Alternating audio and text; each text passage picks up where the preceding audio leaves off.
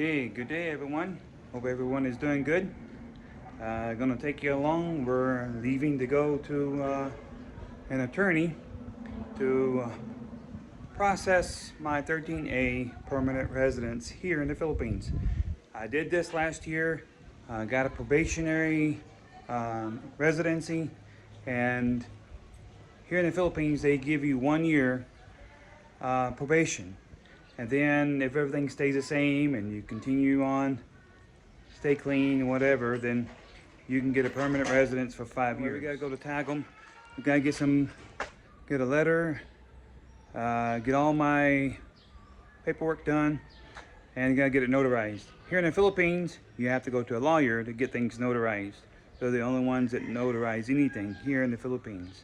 In the United States, you can go on every street corner, just about it. Your library, you can go to the bank. There's a lot of areas you can go get your notary. But here we have to go to an attorney. My wife. Anyway, we'll take you to Tagum with us. Won't show you the lawyer stuff, but maybe show you the process, what we go through. And I'll show you some of the paperwork that we did.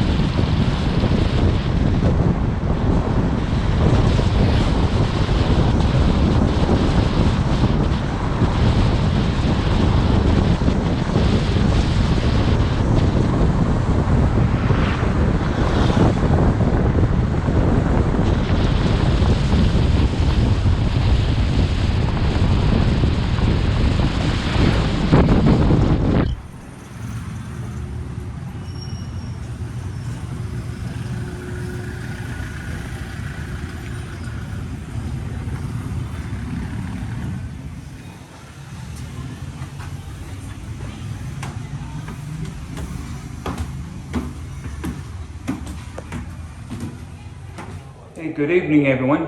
I hope you're having a wonderful day and wonderful evening. So we finally made it home from Tagum. So last year we petitioned the Bureau of Immigration here in the Philippines to make me a permanent resident. So we processed that. The initial permanent residence is probationary. So it's 1 year probation. So if I keep my nose clean and continue to remain married to my same spouse and we are living together, then I can ask the Bureau of Immigration to convert my probationary visa to a permanent visa.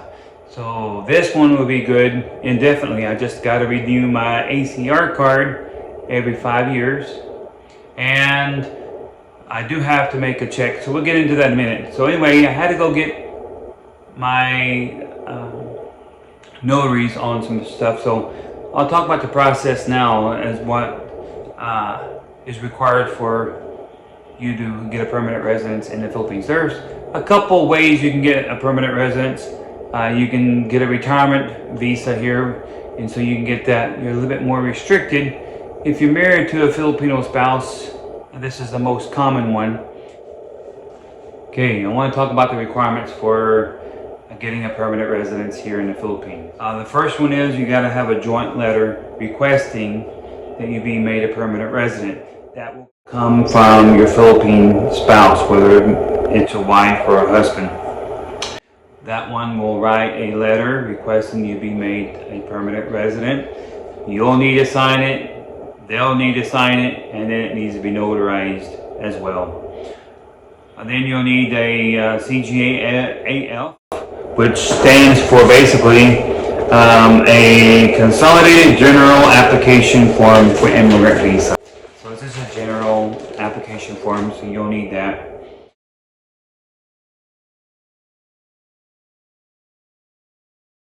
You'll need your valid marriage certificate.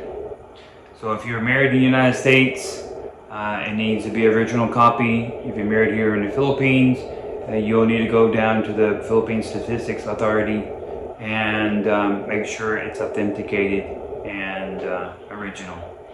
You also need your Filipino spouse's birth certificate, their identification, whether it be a passport or something like that. You'll need that. You'll need photocopies of your own passport. You need the bio page and then the last entry of your stay. You'll need that as well. You'll need an MBI clearance. That will be done ahead of time. The initial one will take maybe about a month to get back. The second one is pretty quick. But it's good for 1 year, but there's a catch. The Bureau of Immigration wants it within the last 6 months when you apply. So it needs to be pretty recent. You'll need, if you're from a country that's on the list, so look it up online. If you're from a country that requires you to have a quarantine medical clearance, then you'll need to get that filled out first as well. Since I'm an American, I do not need it. I'm not on that list, so I'm good. You also need a joint affidavit of continuous cohabitation. You're not allowed to live separate from your wife. You must live together under the same roof. And you will need a notarized affidavit testifying that you and your spouse are living together permanently under the same roof. Okay. There's also a BOC order for your permanent resident. Now, probationary, you don't necessarily need this, but you do need it for your conversion to permanent residence. And this is a Board of Commissioners order for conversion to a 13A visa probationary. This document is a proof that your probationary status was approved. So you'll need to make sure you keep that copy. And you'll need to keep that copy because you'll need it every time you renew your ACR I-card. You also need a joint affidavit of guarantee as well.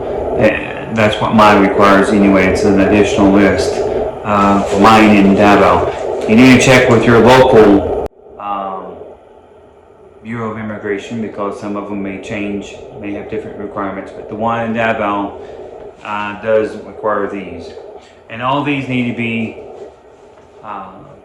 notarized. But anyway, if I missed something, please let me know in the comment section, please.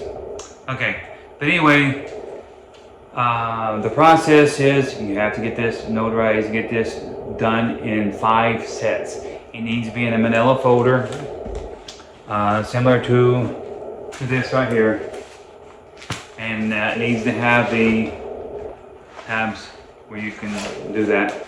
And you gotta have 5 sets to do this. The first one is for your permanent residence. The other one is for the ACRI card, and I'm not really sure what the other ones are for, but that's what it's on the information here presented. I'll post it where you can see each of the forms in order, but you'll need to have 5 sets of everything. But anyway, that's my process.